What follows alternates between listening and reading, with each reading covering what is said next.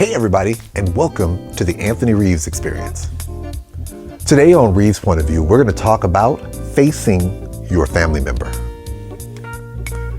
One of the hard things about having somebody that's close in your life is a lot of times we will give family members more of a pass than we probably would give the average person. Whether it be because of blood relation or just because of this sense of familial commitment, we will allow ourselves to continue to engage with them even though it is no longer in our best interest to do so. In me, my interest was with my father. I loved him, but I was tired of allowing myself to be led into these situations where he would continually harm me. Now, he wasn't beating me up or doing anything like that, but what he was doing was that he was doing things that was putting me in compromised situations where I was constantly having to adapt to the situation in manners that wasn't best for me. So at one particular point, I got to that crossroad where I finally made the decision, hey, I'm not going through this anymore. And I let him know that. I still loved him, but I needed him to understand that I was no longer going to allow myself to engage in activities where my well-being was being put at risk for his benefit. You're going to find that for those of you who have loved ones who continually pull on your heartstrings or your family strings in order to accomplish certain things at your expense, you're going to reach that crossroad. And it's one that's going to be tough for you. But just keep in mind that as long as you communicate your desire to indicate that you love someone, but just not let them hurt you, you're fine. It's tough, but it's a necessary part of your journey. And sometimes loving them may mean letting them go altogether. So I will tell you, in my instance, I found that it was in my best interest just to not communicate. Not that I didn't love him, not that if he didn't need me, he could have reached out, but I realized that for me and my personal growth and my personal health, going forward, letting go of my interactions with him was the most helpful thing to me. And that might be for the same reason for you. So never allow yourself to believe that you have to keep these relationships going when they are no longer beneficial to you. It's okay to love and let go at the same time. Hey everyone, let's tune in for another edition of Easy, but Not So Easy.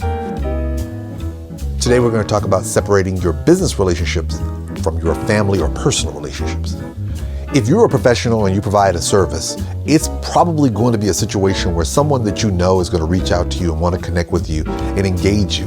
Not only because you have a certain level of expertise, but also because in their mind, they're thinking as a result of the relationship they have with you, that they're going to get a benefit from having that relationship with you, whether it be a break in price or a better quality of service. In some instances, you're going to have to make the decision that it's best to sever that connection, which brings me to my part today of talking to you the easy but not so easy part about doing it. The easy part is basically severing it, effectively saying, okay, we can't do this together. That tends to be the cleanest thing and the easiest thing that comes. The not so easy part is the things that happen after that.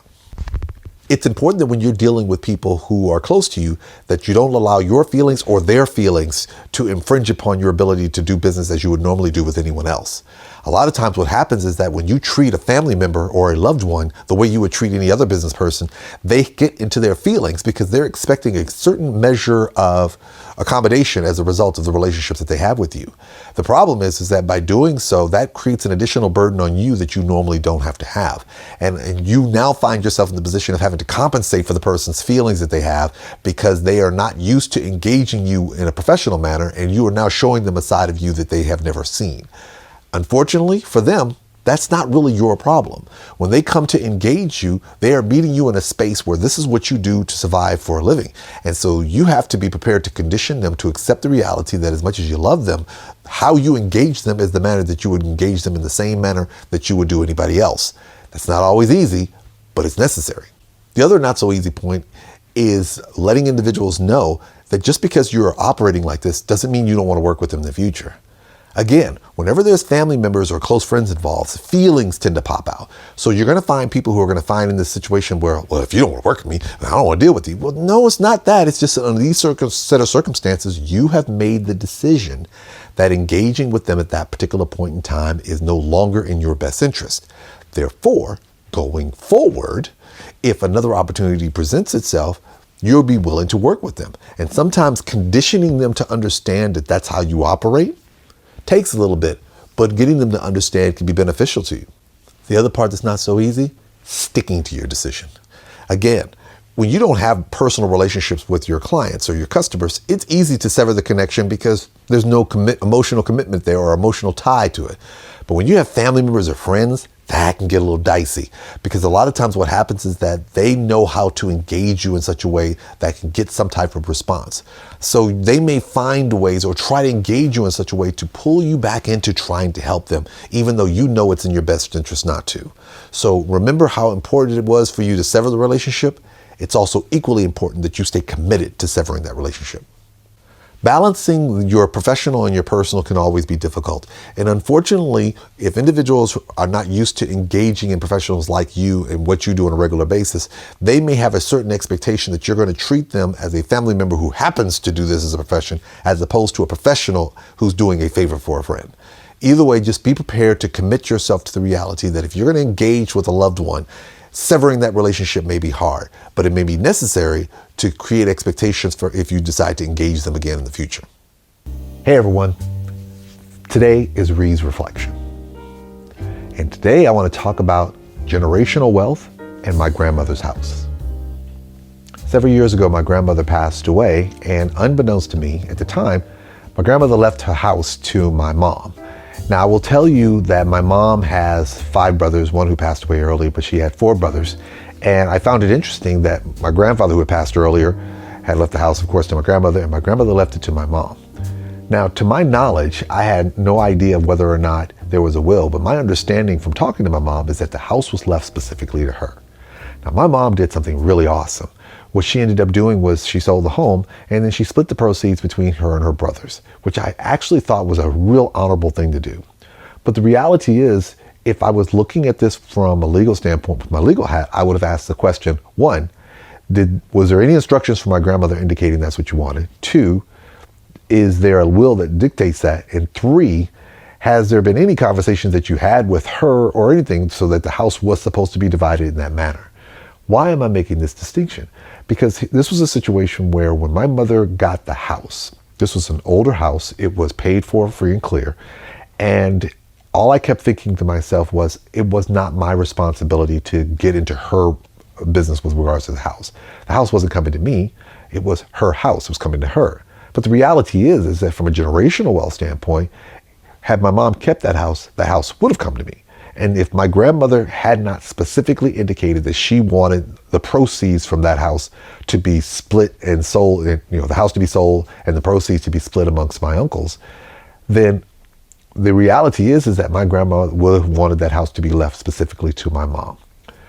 The problem that I have reflecting back is that I had the ability to be able to provide some guidance to my mother about how she could have used the house and leveraged it in such a way, whether it be putting it in trust, whether it be renting it out and creating another source of income for her, whether it be leveraging it for some other particular purpose. But I never took the opportunity to talk to her about that. So when she got to the point of selling the house, it never crossed my mind, and I kicked myself when I found myself in the position of realizing that had I shared with her those different options, she might have explored how she would handle that house a lot differently. I make that distinction to say this, that it's important to understand that as each generation has the ability to gain more skills than the prior generation, it's very important that you share the wealth of that knowledge with the prior generations. My mom, who is an intelligent, sophisticated woman, did not have the legal experience that I have. So had I sat down with her and spoke with her, she would have probably been very open to the idea of other options with regards to the home. If you know that you are in a position where you have the ability to share generational knowledge with your parents or your grandparents and so forth, take the opportunity to do so.